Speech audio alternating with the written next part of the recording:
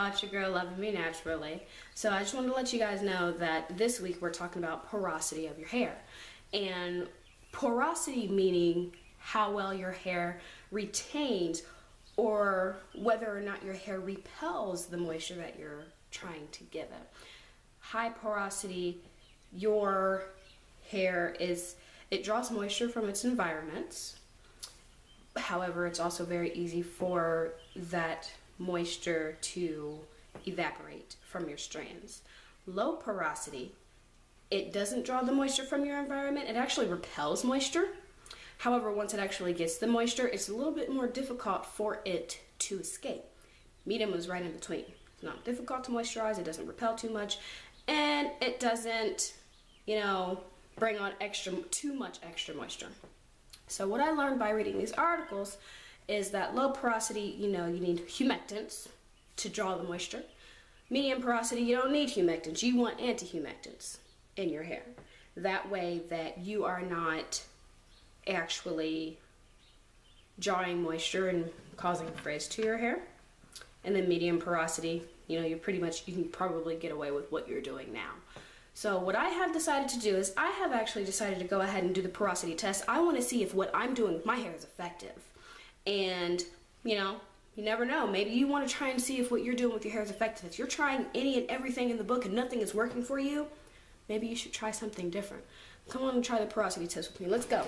Okay, so here's where I have my glasses of water. And then I have labeled them respectively. We have my back left, my front left, we have the crown, the front right, and the back right. And then I have my hairs. Some of them, of course, I had more shed hair in some regions of my hair than others. So, let's go ahead and drop the back left in. Let's try not to be clumsy. Make sure we get it in the glass, right? So this is the water test.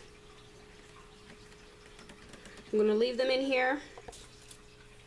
You can see them. I'm going to leave them in there for about 3 to 4 minutes. I'm going to add the rest of them. And I'll see you guys in a minute.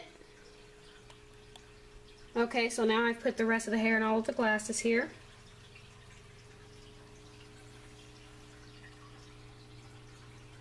And we'll see where they go here in the next 3 to 4 minutes. And then we'll see if I need to alter my routine at all. Okay guys, so I am back and let's see the results. So as you see the back left portion of my hair, looks like all of those stayed at the top. Low porosity, yay! For the front left, oh, there's the hair on the paper. It's supposed to be in the water, but okay, what else? It looks like those all stayed on the top as well. Oh wait, there's one that's floating down there at the bottom. We have in my crown. That's kind of at the top, but it's kind of like floating. I don't know, what else? We have front right. Now this one, we have one at the very bottom. Well, yeah, see it down there? That's high porosity hair right there, people. At the top, that's low. And then the back right. The back right of my hair, they just seem to be kind of floating there at the top. So it looks like they were all different, obviously. Now, let's go figure out what the heck it is I learned. Okay, so let's talk about the results. So from what you all saw, you saw that some of my hair was low porosity and some of my hair was high porosity. However, when I went back to actually empty out the cups of water, I saw that all the hair floated to the top. So, overall, my hair is low porosity. What does that mean for me? Well, according to this article right here, It says hair with low porosity has tightly bound cuticle layer with overlapping scales that lay flat. Okay, what is that supposed to mean? Let's continue.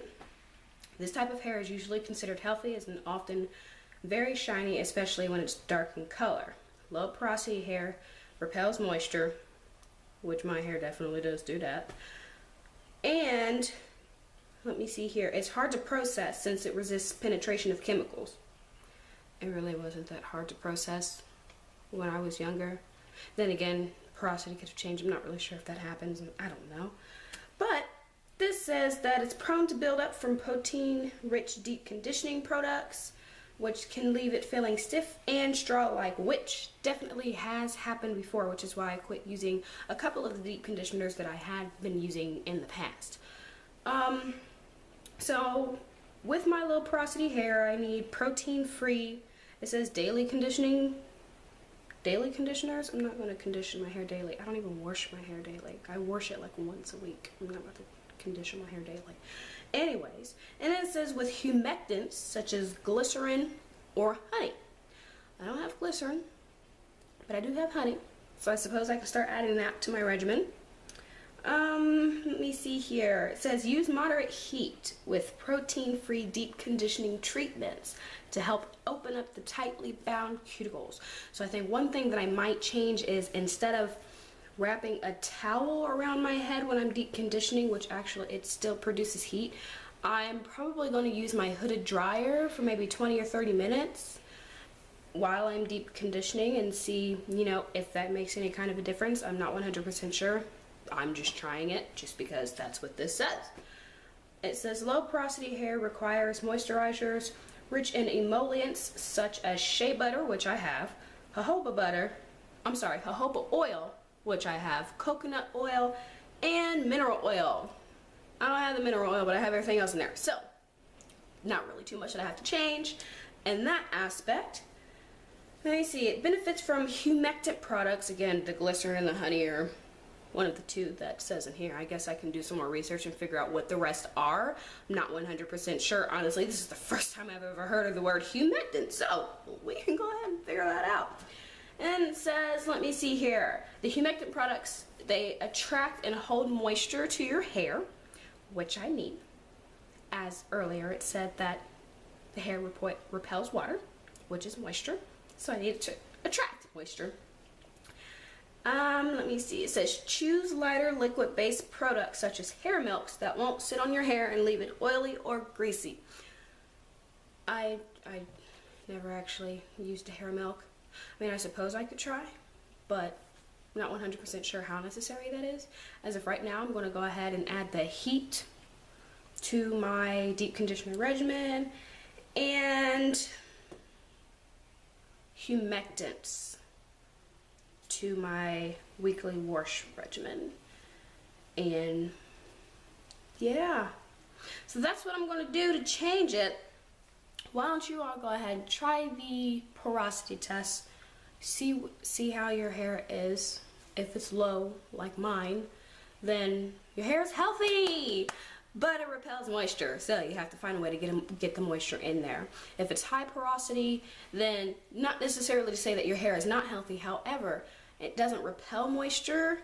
It does suck up moisture, which means that you definitely need anti-humectants, but it also loses moisture very quickly, which I'm not 100% sure how I don't have high porosity, because my hair, it just, like, it takes the moisture and it's like, oh, all right, I'm done with that. Like, it just soaks it all up. I don't understand. Like, I'll spritz my hair with water and then like 5 or 10 minutes later it's completely dry and brittle and I have to spritz it again as I'm going through doing my hair. But yeah, so that's the end of that. I will see you guys next week for the next video. Deuces.